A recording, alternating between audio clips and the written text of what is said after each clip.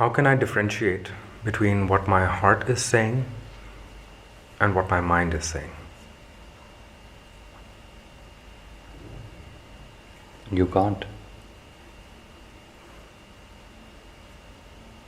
At this stage, at the early stages, you can't.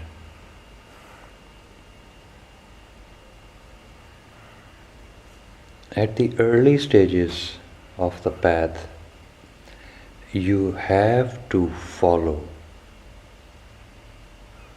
something or someone whom you trust. You have to.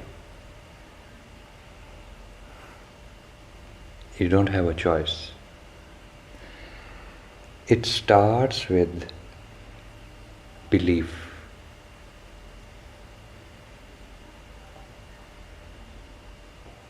Branch of belief is trust. You must start with belief.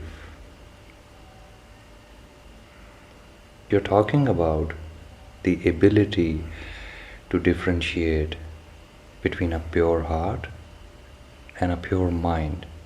That's your question. How can you differentiate a pure mind from a corrupt mind? And how can you differentiate between a pure heart and a corrupt heart? You can't. So if you do not know what a pure heart is, what's the point of differentiating between the two? And if you do not know what a pure mind is, what's the point of differentiating between the two? Because you're going to come out of one corruption and enter into another corruption. That's why people are so confused. Because you hear this sentence, this phrase everywhere in the world, that follow your heart, follow your heart, follow your heart. What does it mean? Heart is the place which generates feelings in you. That's what a heart is. But then hate is a feeling. Lust is a feeling. Grudge is a feeling. Jealousy is a feeling. Arrogance is a feeling. So if your heart is not clean, what are you following? Are you going to follow every grudge which your heart feels? Are you going to follow every shiny car out of jealousy? Are you going to follow in one conversation somebody who is more intelligent and wiser than you, and it makes you feel insecure and jealousy appears in your heart? Are you going to verbalize all those comments out of jealousy? What does it mean to follow your heart? It doesn't mean anything. It just simply means more of the same. So out of the corrupt mind, you're going to fall into a corrupt heart, and then out of the corrupt heart, you're going to enter into a mischievous mind and miscalculate everything about your life. And it's going to go on and on and on and on until you're dead. Purification is the key to everything. The word purification is what you should be after. Not heart or mind at the beginning. Until it is determined clearly and cleanly that yes, you possess a sound mind and you possess a sound heart. You can differentiate between the mischievousness of the mind and clarity of thought. Until you can differentiate between the true meaning of sincerity and the true meaning of selfishness, until you can decipher in your heart very clearly that this feeling is jealousy, and this feeling is forgiveness, and this feeling is pursuit of competitiveness, and this feeling is pursuit of uniqueness. Until you don't understand the language of your heart, you're just fallen from one pit into another.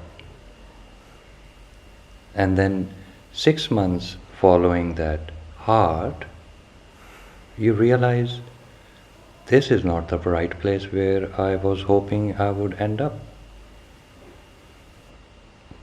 Everywhere in the world you see now people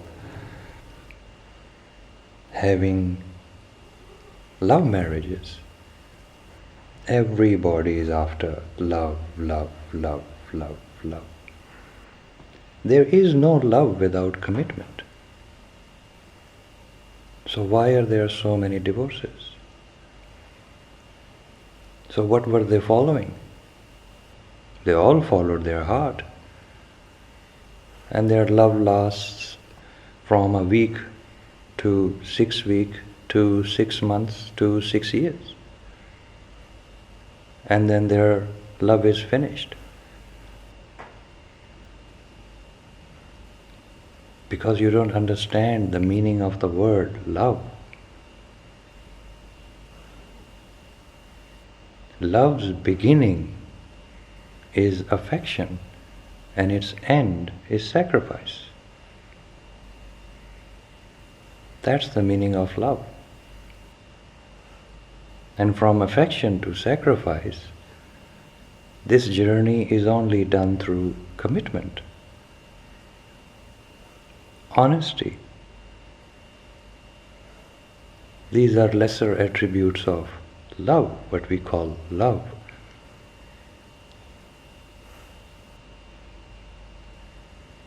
Affection of companionship all the way to the death of the self for your companion, for your object of love. That's what love is. What do you call love? That I'm going to gain the maximum benefit out of the one I love?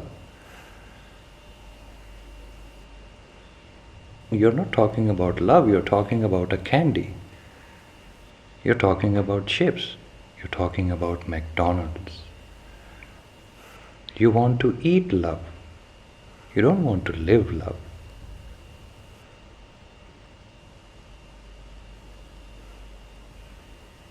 That's why there are so many divorces. Love means sacrifice. Your grandparents, when they got married, they almost never said to each other, I love you and I love you and I love you. They understood the meaning. That's why their marriages lasted 60 years, 50 years, 70 years. That's why there was grace in that relationship. That's why there was blessing in that relationship.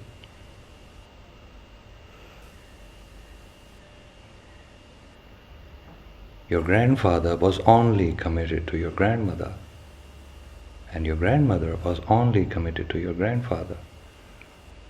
And together they made a life. So many sacrifices, so many struggles along the way, so many fights.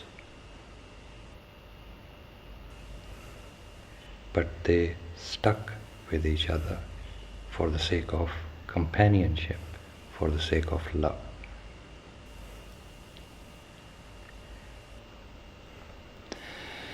So what is the point?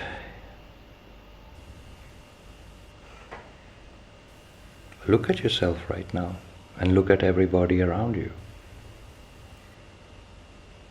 From one gray area to another gray area. That's why life doesn't make any sense. So there are no cliché one-liners. It's purification. It's work. is to unravel the meanings of all these words which you say, but you actually do not know what they mean. So you do not know how to live them. These days, as you know, everybody thinks about physical attraction as love. It's a very surface feeling to begin with.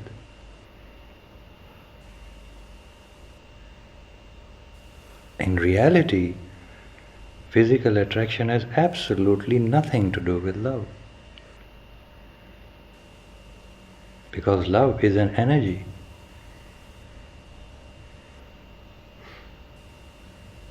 It's not physical at all. Love has nothing to do with making babies. That's why we love our mother. That's why we love our father. That's why we love our sisters and brothers and friends. So many times people love their father more than their wives. So many times women love their fathers more than their husbands. Because love has nothing to do with sex. Physical attraction has nothing to do with love. That's why so many times brothers love each other. That is why you love God. You are not attracted to God. You love God. So you see, if the mind does not have the right meanings, what are you going to do with that mind? And if the heart does not have the right feelings, what are you going to do with that heart?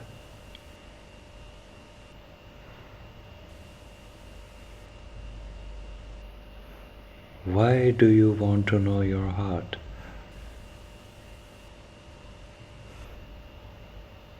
So from one gray area to another gray area, then an intellectual comes along and he tells you, no, don't follow the heart, follow the mind.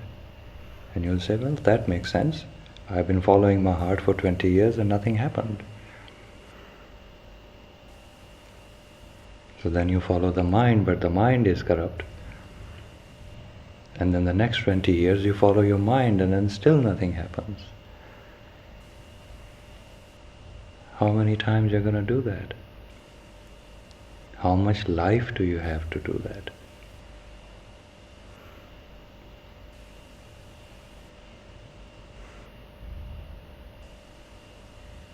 Important part is follow someone wiser than you. Follow someone wiser than you. Surrender your heart to that person. Surrender your mind to that person.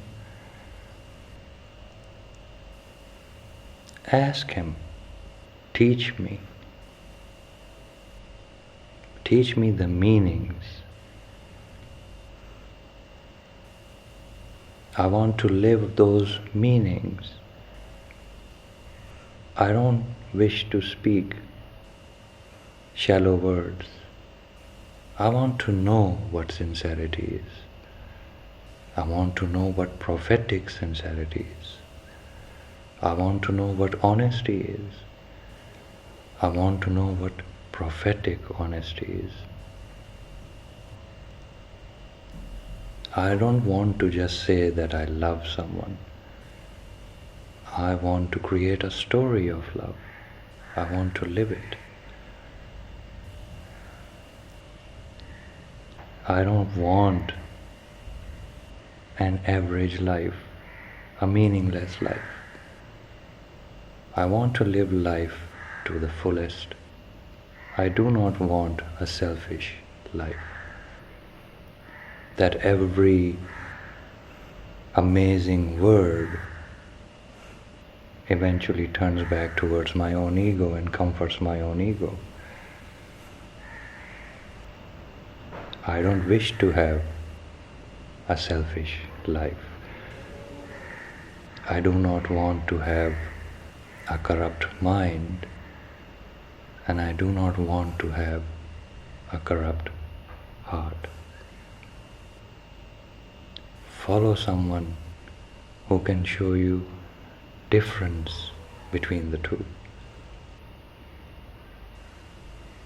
so that he teaches you humility. So he corrects the words and their meanings in your heart, so that he shows you what jealousy is, what arrogance is, and what humility is. Not the meanings which you have read in books. People who wrote those books to make money. They themselves didn't know what sincerity was. They were expecting returns for their sincerity. You just have too many words and too little meaning. That's the problem of humanity today. They talk like prophets, act like hypocrites.